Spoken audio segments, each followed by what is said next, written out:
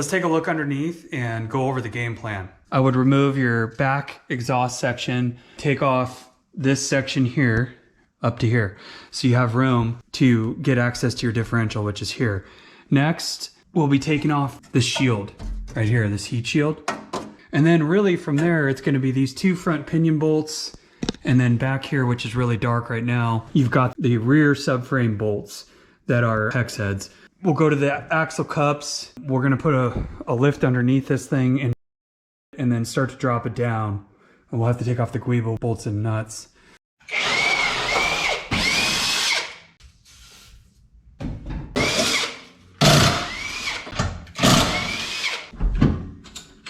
So now you can turn it, break it loose, turn it, break it loose. The nuts always go towards the metal of the propeller shaft and also to the companion flange. The through bolts will go through the guibo itself, and they all have washers on them and they're all the same size. Okay, last one. But my next move is to take the sway bar brackets off on each side, 4 bolts total. They're 12 millimeter. And then we're just going to pull the bar down and out of the way. Access to these, which is I know it's very difficult to see, but access to these will be greatly improved if the bar can be swung down and out of the way. Both brackets are off and that bar will come way down, just like that. You're going to need an H12 socket for this. These are torqued to somewhere around 100 to 105 foot-pounds. Okay, breaker bar is on the first one. Okay. Replacing the bushings like me, you really need to have alignment marks on your frame. Otherwise, it's going to be hard to align the 2 bolts. You can see I put a couple alignment marks, and those are the 2 hex 12 bolts.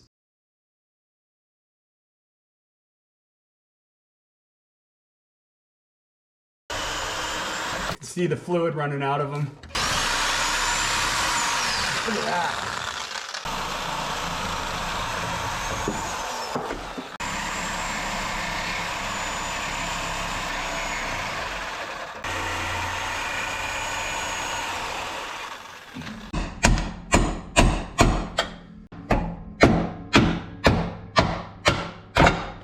Yeah. Well, you guys think that this one will be liquid filled also?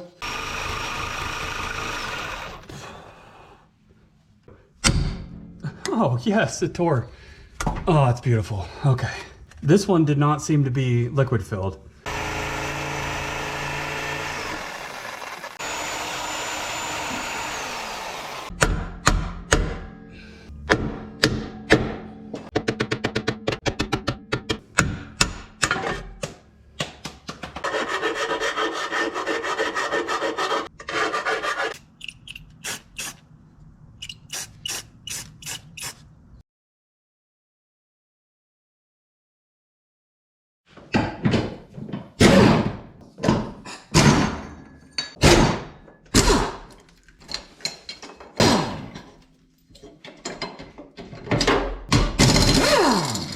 Okay, now you can see that we just about have the clearance we need. You just pull down on the subframe. So we're not going to be reusing these according to FIG's instructions. So this top one's going to get replaced, and then the bottom one's going to be inserted into there.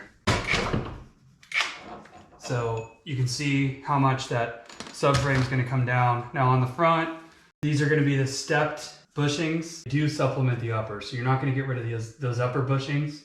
Use the stepped, and you're gonna have to grease them up. All greased up. Here's the first one, and then I didn't grease this top one, so I'm gonna go ahead and do that. I'll put the top one in. Pull down on your subframe just a little. Get this bad boy out. It says you're not supposed to reuse that. And then we're gonna put this guy in. Go ahead and get this one fitted up in here. I kind of ran those other ones up, and once you're ready, you can just kind of suck the frame back up, the subframe, and it should all line back up. Those supplemental subframe bushings weren't bad at all. They went in pretty easy. I think you guys could handle that job no problem. Don't forget you got 2 bolts that go in here. Those are 12 mil. I couldn't find the torque specs on these Big Daddy 19 mil fasteners, so the closest I found was basically between 129 and 133 for Supras. So I went ahead and torqued it to 130. These I torqued to 30. It seemed like that was a little bit high on those. Might want to back that down to 25 or so foot-pounds. You're gonna want to put weight on wheels to set the final torque on them. I go with 130 foot-pounds. I torque striped them, so hopefully they don't move much. Next up are those subframe bushings for the diff right in there, and I'm waiting for them to arrive right now. I'm gonna drain that good fluid out of that diff, and I'm gonna flip this one up on its side, obviously, and fill it here. You might be saying, why are you taking the old fluid out of that one? It has less than 10,000 miles on it, so why not?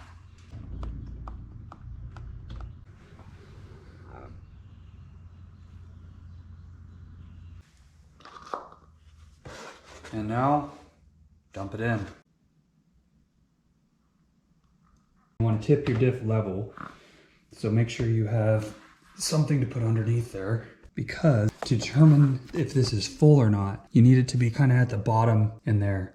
Once you get that going on, it's time to put in the fill plug.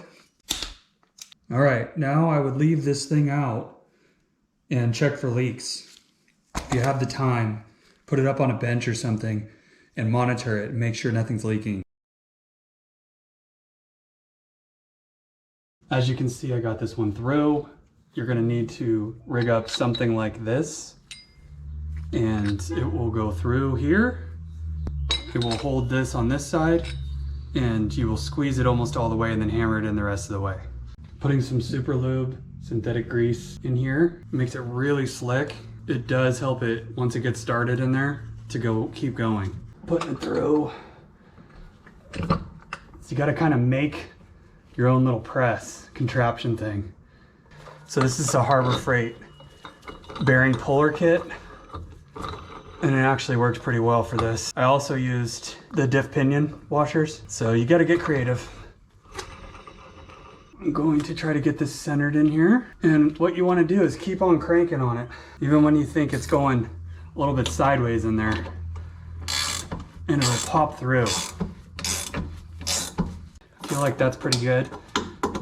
Slowly back it off and keep your face away in case it comes popping out.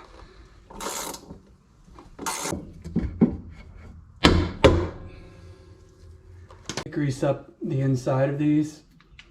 I'm going to do the single hole one first. And don't be shy with the grease.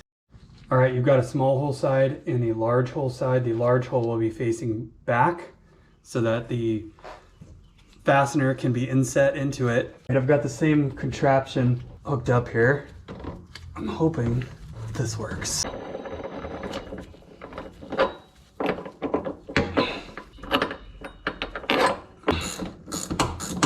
Once it's in, I think I can hammer it through. Well, on this one, you just want to get it started because you need those holes to be aligned properly. This is the double hole one. See how they're way off? So you're gonna have to figure out a way to turn that and get it straight. These Harbor Freight pliers pay off again. Don't you pop out on me.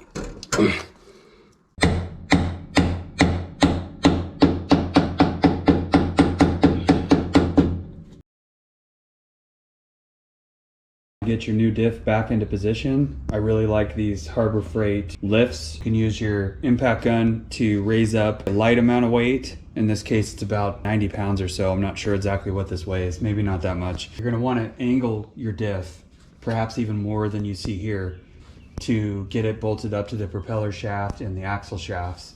How are we doing up front? Pretty good. It's time to get these in. You're gonna be using these crescent moon washers and these fasteners, and the factory service manual calls for you to dip these in motor oil. So I will be dipping these in just some random motor oil that I had. Unfortunately, it's full synthetic, but you can use anything. Just get them hand started like that. Okay, last one, finger tightened on this side. The alignment marks don't matter because I'm using a new diff. Now, once I have the hole lined up inside, which you probably can't see, you're gonna carefully push the diff a little bit forward. The nut always goes on the flange side. So I do have one going through and now what you can do is you can spin this around. It's kind of difficult to get in here and put some of these bolts through. So you have to rotate it around. So I would get these all in as much as you can and rotate, I guess use the drive shaft.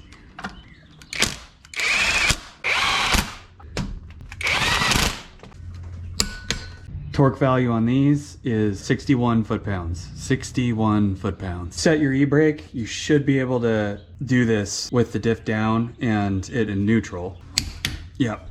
And now I'm gonna release the e-brake and rotate it around so I can get these other ones. These two right here, I wasn't able to reach. So now I can reach it. I'm gonna go set the e-brake again. All right, same thing guys. E-brake is engaged. Start torquing and torque striping. All right. So I think the best thing to do now is to loose the pinion mounts loosely in, and that will help hold that upward, and I can pull these spacers out of here because the whole thing is wanting to tilt back this way right now, but it's all resting on that, and you can see how much pressure is on that block. Pinion, bushings, and bolts are loosely fit, just a few threads, to allow this thing to pivot now when I bring it up. Now if you're on jack stands or on a lift, don't pitch your vehicle off of them. Be very, very careful, watch closely. It looks like I'm a tad low. I'm gonna run this up just a touch. And now, let's bring one of these back up here. I think that's good. Oh yeah, that's in. 105.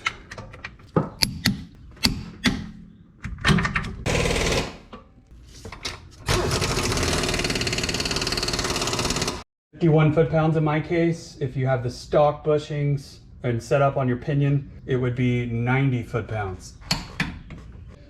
58 foot-pounds, 51 foot-pounds or 90 if you have the stock configuration, 61 foot-pounds, and 105 foot-pounds right up there. I can't recall off the top of my head, but I think these are 23 foot-pounds, but maybe 24. Target that.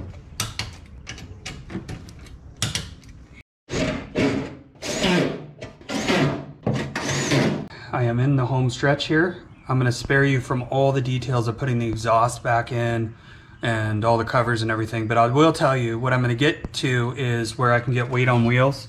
So I'm gonna get the wheels on, I'm gonna bring it down.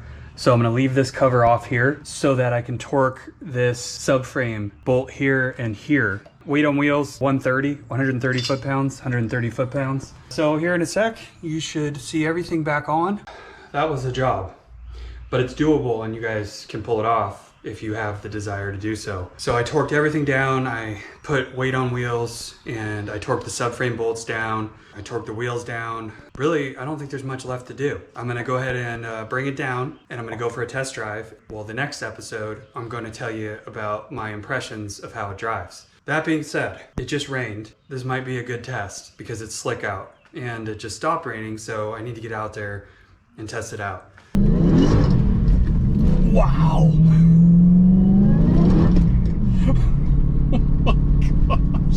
If you're not already a subscriber, hit that subscribe button, drop a like, drop a comment, and I will see you on the next episode.